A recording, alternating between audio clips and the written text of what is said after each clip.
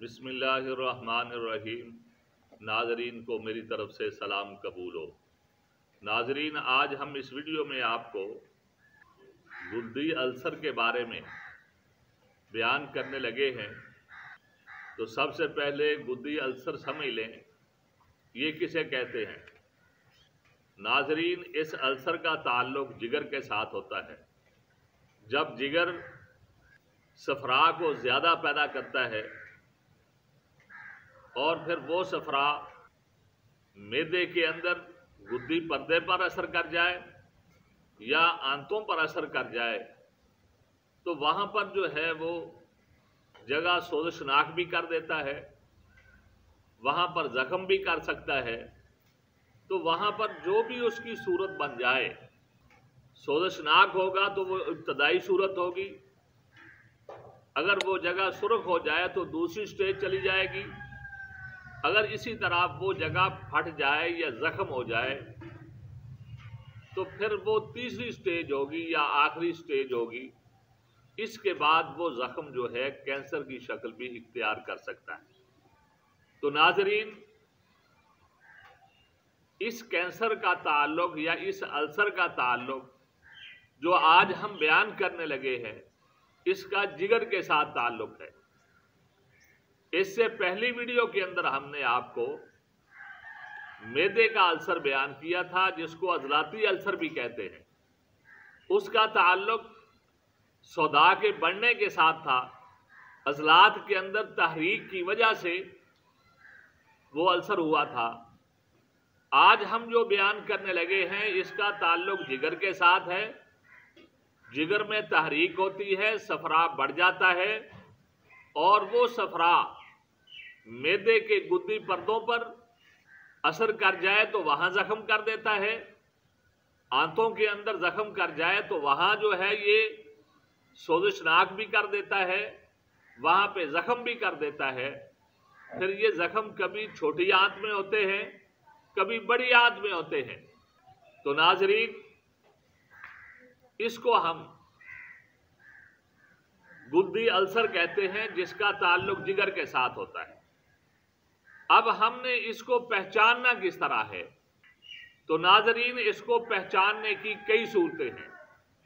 एक तो अज़लाती अल्सर और गुर्दी अल्सर के अंदर फ़र्क होता है कि जो इंसान अज़लाती अल्सर का शिकार होगा वो ज़्यादातर कब्ज़ का शिकार भी होगा और साथ साथ उसके पैखाने की सूरत हाल ये होगी कि वो खुश्क होगा। और ये जो अल्सर होता है, गुर्दी अल्सर, जिसका जिगर के साथ ताल्लुक होता है, इसके अंदर बार बार पैखाना आता है। इसमें मरोड़ और पेचस की सूरत होती है, जिससे आप जो है अंदाज़ा कर सकते हैं कि ये अल्सर अज़लात के साथ ताल्लुक़ रखने वाला है या जिगर के साथ ताल्लुक़ रखने वाला है। इसी तरह इस चीज़ का फ़र्क करने के लिए आप उस मरीज़ की नब्ज़ भी देख सकते हैं। अगर तो बिल्कुल ऊपर ही चलती हुई नब्ज़ चलती हुई नज़र आए बगैर दबाने के, तो उसका ताल्लुक़ अज़लात के साथ होता है। अगर ऊपर ही चलती हुई नज़र ना आए बल्कि थोड़ा सा आप दबाएं तो फिर नज़र आए, तो उसका ताल्लुक़ जिगर के साथ होता है। तो इससे भी आप अंदाज़ा कर सकते हैं कि ये मरीज़ गुर्दी अल्सर का है या अज़लाती अल्सर का है। तो नाज़रीन, इसमें जो सबब होता है कि इस तहरीक में या इस अल्सर में इंसान के गुर्दे जाज़बा वो तेज हो जाते हैं, क्योंकि दो किस्म के गुर्दे होते हैं, एक गुर्दे जाज़बा, एक गुर्दे नाखला।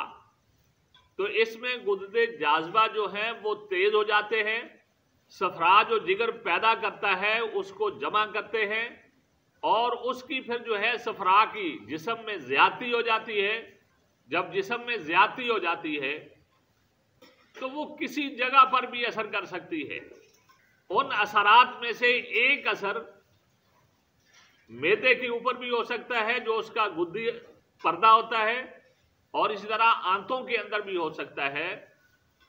یہ اس کا ایک اثر ہے.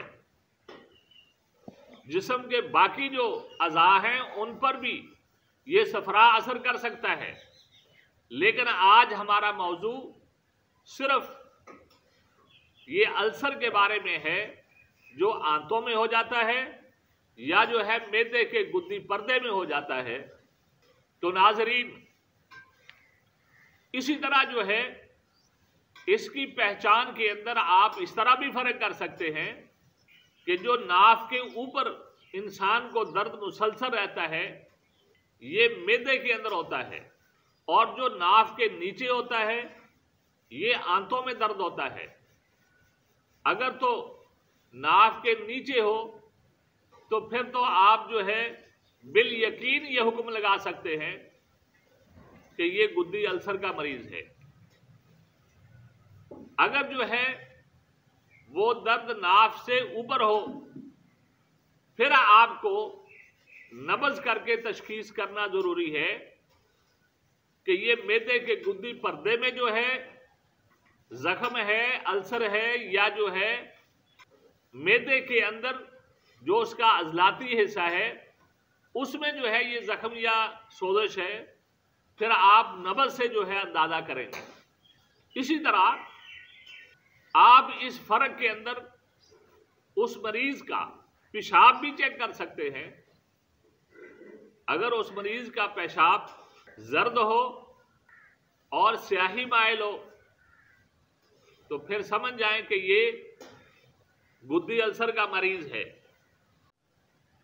اگر پیشاب کا رنگ سرخ زیادہ ہو اور اس میں زردی جو ہے زرد مائل ہو تو پھر آپ سمجھ سکتے ہیں کہ یہ جو ہے عضلاتی السر کا مریض ہے.